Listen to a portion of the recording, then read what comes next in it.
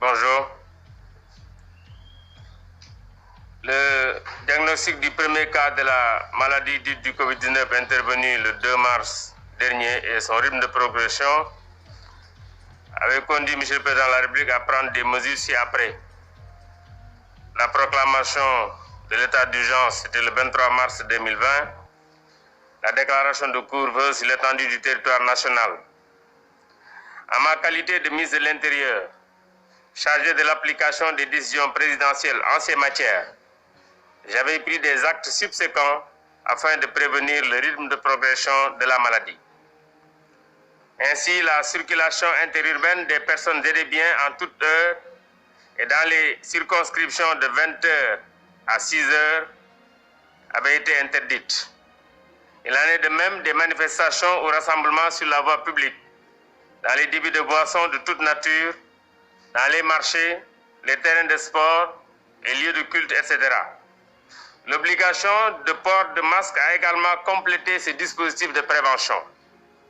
Mon collègue ici présent, ministre en charge des transports terrestres, avait en même temps prescrit des mesures de régulation dans le dispositif du transport. À la suite de l'habilitation accordée par le Parlement, M. le Président de la République a pris des mesures avec des décrets, notamment de prorogation le 3 avril, 3 mai et 29 mai de l'état d'urgence. Lors de son discours du 11 mai, il avait pris des mesures d'assouplissement. Il s'est agi à cette occasion de porter les horaires de couvre-feu de 21h à 5h, de l'ouverture des marchés pour 6 jours, de la reprise du fonctionnement des louments, de la réouverture des lieux de culte avec respect des actes de prévention collective et individuelle, la reprise du fonctionnement des restaurants assortis de mesures barrières, l'assouplissement dans le transport public afin de permettre aux travailleurs agricoles de rejoindre leur localité. Ces décisions de haute portée de M. le Président de la République ont conduit le gouvernement à assouplir progressivement les mesures d'interdiction. À compter de ce jour, il sera prononcé la levée des restrictions de transport sur l'étendue du territoire national avec le maintien du couvre-feu de 23h à 5h du matin. Les gares routières reprendront du service pour le transport urbain et interurbain. Toutefois, une heure de fermeture est prévue pour toutes les gares routières interurbaines. Le ministre des Transports en conviendra avec les acteurs. Les réunions dans les endroits publics ou privés, les restaurants, les salles de sport et les casinos vont bénéficier de ces mêmes mesures d'assouplissement. Au total, le gouvernement, comme d'habitude, reste à l'écoute des populations afin de contribuer à la relance des activités économiques. Toutefois, ces mesures seront obligatoirement accompagnées de mesures telles que le port obligatoire de masques, la distanciation physique, l'existence de manifestes pour tous les départs, notamment dans le domaine des transports, etc. Le gouvernement regrette toutefois les manifestations connues ces dernières 48 heures qui ont occasionné l'arrestation de plus de 200 personnes. Je vous remercie de votre aimable attention. mbokk yi asalaamaaleykum maa ngi nuyu ñëpp ñu ñuy déglu mbas mi bi mu duggsee ci réew mi depuis le 2 mars président de la République daf ci jël ay mesures yu am solo benn bi bu njëkk bi moo doon mu proclamer état d'urgence wax ne également nañ def couvre-feu maanaam tere génn beeg doxantu bi bu 20h jotee ba 6h du matin man en tant que ministre de l'Intérieur yeneen mesures yëpp man maa ko doon jël pour fexe ba loolu président bëgg muy rythme progression maladie bi bu mu gaaw bu fekkente ne mënuñu ko arrêter loolu moo taxoon ñu tere woon lépp lu jëm ci manifestation wala rassemblement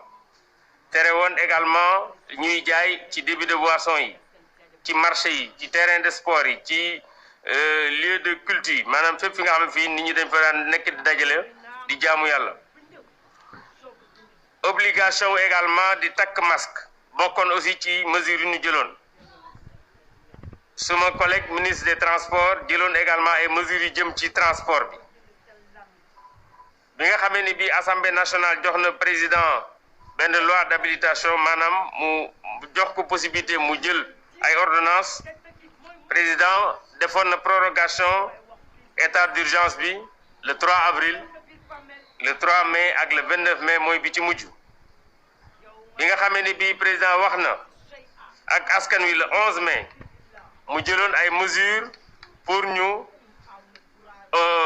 oyofal restriction yi nga xam ne yi defoon nañ ko ci bu ci njëkkoon moo doon mu ne nañ jël couvre-feu bi décalé ko ci ñaari waxtu yéegal ko 21h wàcce ko 5h du matin ñu ubbiwaat marché yi pour juróom-benn fan ci semaine bi mu ne woon aussi permettre na luuma yi ñu reprendre ko également bërëb bi nit ñi daan daje pour def seen di jaamu ñu ubbiwaat ko waaye respecter également mesures yi nga xam ne yi moom la war a ànd ak